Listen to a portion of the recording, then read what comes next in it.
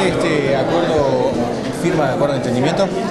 Para las dos instituciones sí es muy importante, en el sentido de que es un paso grande en camino a la implementación del nuevo Código del Proceso Penal. Era un paso imprescindible, un paso necesario para trabajar en las dos áreas, las cuales incluye el memorándum de entendimiento, que son el área de capacitación y en el área de la elaboración de protocolos de actuación, que van a ser muy importantes para tratar de profesionalizar y estandarizar la investigación criminal en el país.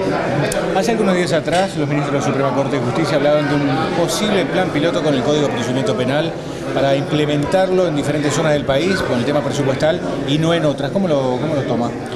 Bueno, yo me enteré por la prensa de ese planteo y la Fiscalía de Corte tiene una posición absolutamente contraria a esa posición, en el entendido de que entendemos que la entrada en vigencia de un sistema procesal penal en una parte del territorio nacional y mantener al mismo tiempo en otra parte del territorio otro sistema, en nuestra opinión tiene visos de inconstitucionalidad, en tanto vulnera el principio de igualdad, porque habría ciudadanos que estarían siendo juzgados en base a un código y ciudadanos que estarían siendo juzgados en base a otro código.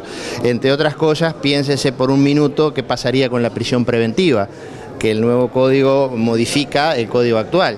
Habría ciudadanos que estarían siendo sometidos a prisión preventiva por haber cometido un delito en una parte del territorio nacional y otros ciudadanos que no serían sometidos a prisión preventiva en otra parte del territorio nacional. A nuestro juicio tiene visos de inconstitucionalidad y además consideramos que es innecesaria e inconveniente. Pero bueno, eso es algo que tendrá que definir en última instancia. No lo va a definir la Corte, ni lo va a definir el fiscal de Corte, lo definirá oportunamente el Parlamento Nacional, que es el único que tiene la potestad de llevar adelante una modificación en ese sentido. Fiscal, los ministros de la Corte decían además que el hacerlo de forma paulatina era para hacerlo primero en el interior y después en Montevideo, porque decían que de esa manera Montevideo, obviamente, como es más tedioso en este tipo de asuntos, que es más importante en su cantidad y calidad. Ya le contesté la pregunta. Sí, le dije que a mi juicio es inconstitucional e inconveniente.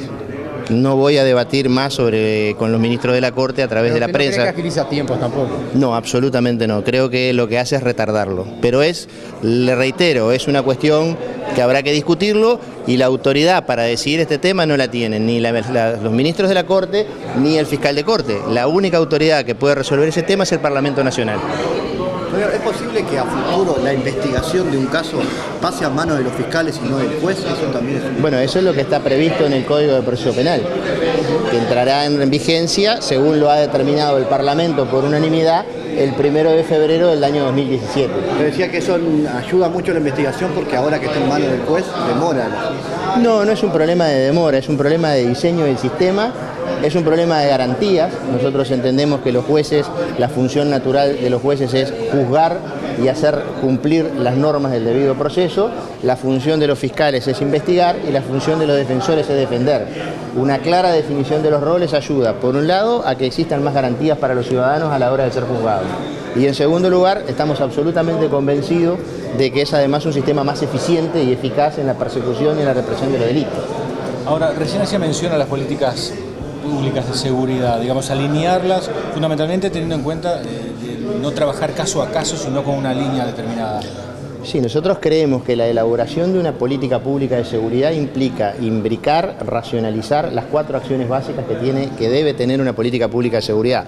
Por un lado, la tarea de prevención, por otro lado, la tarea de conjuración, la tarea de investigación y la tarea de persecución penal. Las tareas de prevención y conjuración son tareas asignadas en principio a la Policía Nacional, en realidad a las fuerzas de seguridad, fundamentalmente a la Policía Nacional, pero no exclusivamente a la Policía Nacional.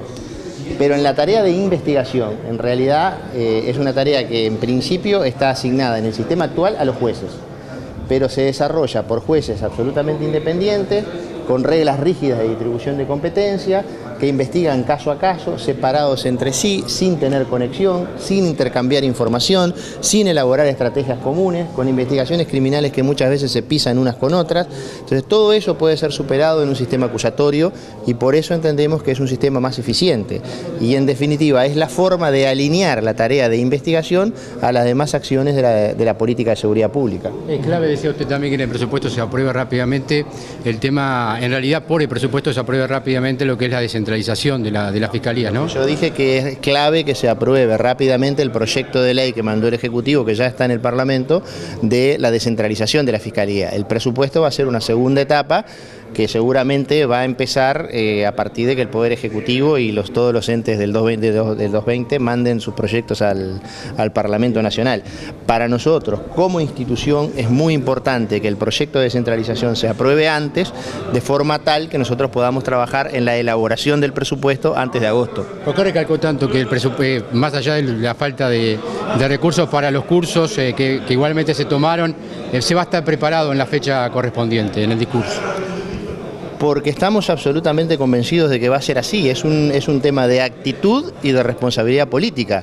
Si el Parlamento Nacional aprueba por unanimidad una ley que quiere que entre en vigencia, nos da un plazo de 2 años de implementación, es una cuestión de responsabilidad política de los jerarcas de las distintas instituciones trabajar para que ello así sea. Es un compromiso que asumimos ante el Parlamento Nacional, que son los representantes de todo el pueblo uruguayo.